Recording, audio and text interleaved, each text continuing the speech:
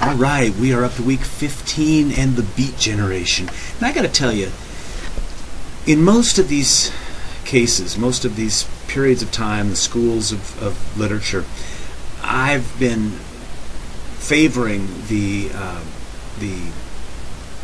fiction writers over the poets. I typically will say, oh, I like more fiction than I like the poets, or I like the fiction writers more than the poets, or whatever. I'm more of a fiction inclined guy. That was the way I would feel about the 19th century. It's the way I feel about the modernists. I mean, I like modernist poetry, but I like much more of the fiction of that time period. On the other hand, with the Beats especially, I just can't warm up to Jack Kerouac and William Burroughs. It just doesn't do anything for me.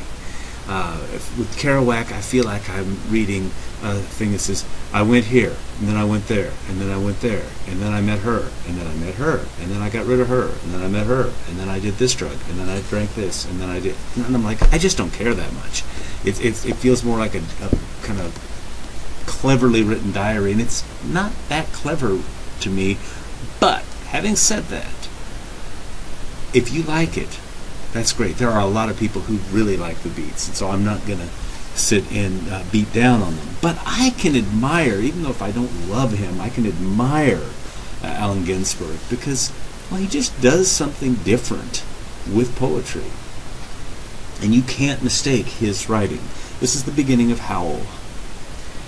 I saw the best minds of my generation destroyed by madness, starving, hysterical, naked, dragging themselves through the Negro streets at dawn, looking for an angry fix, angel-headed hipsters burning for the ancient heavenly connection to the starry dynamo and the machinery of night, who poverty and tatters and hollow-eyed and high sat up smoking in the supernatural darkness of cold water flats, floating across the tops of cities contemplating jazz, who bared their brains to heaven under the L and saw Mohammedan angels sagging on tenement roofs illuminated.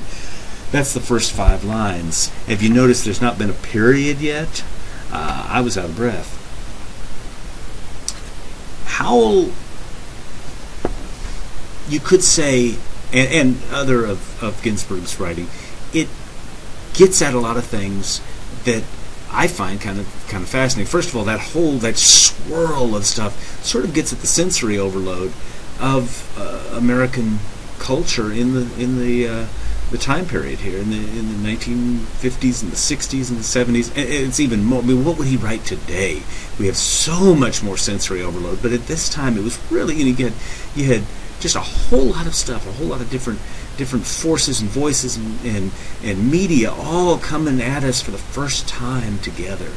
And so, I hear that going on there. I hear these words being used in ways that they don't entirely make sense. For example, what is a Mohammedan angel staggering on tenement roofs illuminated? I don't know, but it's kind of a fascinating image, and I think part of this is suggesting that we're living in a world where we don't really understand it all. It's just a bunch of stuff there, and all you can do is just sort of float through it and experience.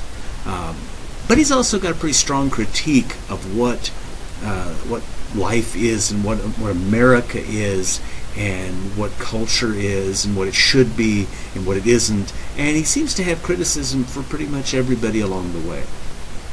So I admire, even if I don't love Allen Ginsberg, but hopefully you'll find something better in the Beats than I have found.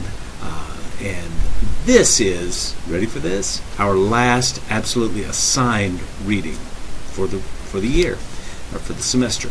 So make the best of it, right? Okay, have a great week, and I will talk to you soon.